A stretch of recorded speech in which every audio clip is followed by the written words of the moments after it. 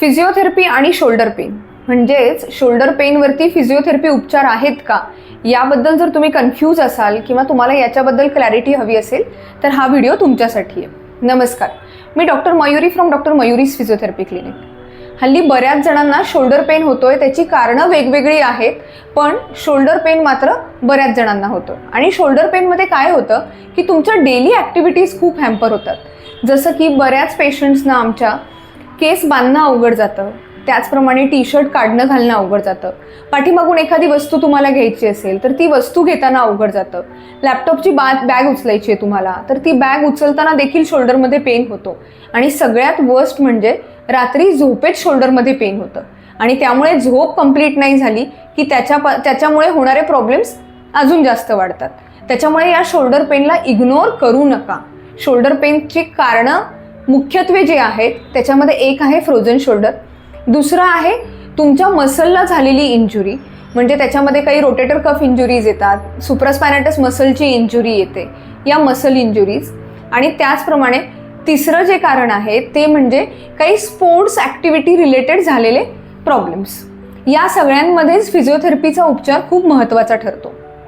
खूप कॉमनली येणारे आमच्याकडे पेशंट म्हणजे फ्रोझन शोल्डरचे, की ज्याच्यामध्ये अगदी छोट्या छोट्या ॲक्टिव्हिटीज खूप पेनफुल आहेत, आणि मी आधी म्हटल्यासारखं रात्रीचं पेन खूप जास्त आहे। तर त्याच्यामध्ये काय होतं की तुमचा शोल्डर स्टिफ होतो आणि त्याचबरोबर तुम्हाला असह्य वेदना देखील असतात। या सगळ्यांसाठी काय केलं जातं की सुरुवातीला टेम्पररी पेनकिलर घेतल्या जातात, पेन थांबवलं जातं, पण तरीही पेनकिलर्स थांबवल्या की परत पेन मात्र चालू होतं, आणि स्टिफनेस तर अजिबात कमी होत नाही गोळ्यांनी। त्याच्यामुळे फिजिओथेरपीमध्ये आम्ही त्याचा स्टिफनेस कमी करण्यावरती जास्त भर देतो। फ्रोझन शोल्डरच्या पेशंट्सना मी नेहमी सांगते की जसा जसा तुमचा शोल्डरचा स्टिफनेस म्हणजेच कडकपणा कमी होईल तसं तसं निश्चित तुमचं पेन देखील कमी होईल। त्यामुळे तो स्टिफनेस कमी करण्यासाठी फक्त आणि फक्त एक्सरसाइजेस, त्याही प्रॉपर गायडन्सनी केलेल्या एक्सरसाइजेस खूप जास्त महत्त्वाच्या आहेत। त्यामुळे फ्रोझन शोल्डरसाठी फिजिओथेरपीशिवाय दुसरा कुठलाही पर्याय नाही आहे। सेकंड गोष्ट म्हणजे शोल्डरच्या स्नायूंची इजा। शोल्डरच्या स्नायूंची इजा जी आहे ती कुठल्या कुठल्या केसेसमध्ये होते? मोस्ट कॉमनली जिम इंजुरीज ज्या आहेत, जिममध्ये चुकीच्या पद्धतीने वेट्स उचलणे, याच्यामध्ये शोल्डरच्या मसल्सना इंजुरी होते।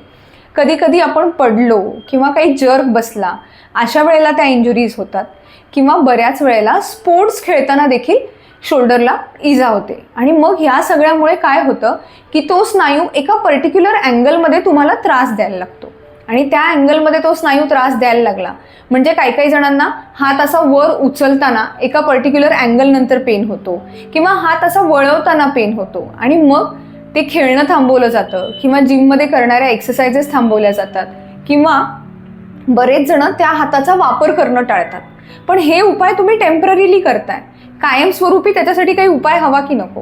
त्याच्यामुळे त्या शोल्डरला, त्या मसलला किती इंजुरी आहे ही असेस करून मग आम्ही त्याच्यावरती एक ट्रीटमेंट प्लॅन बनवतो।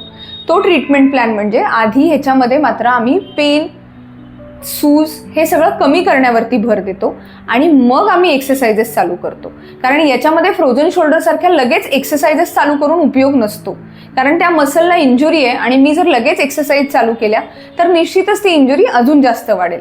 त्याच्यामुळे आधी पेन कमी करणं, इन्फ्लामेशन कमी करणं ही आमची प्रायोरिटी असते। त्यामुळे याच्यामध्ये देखील एक्सरसाइज गायडेड आणि सुपरवाइज्ड झाला पाहिजे।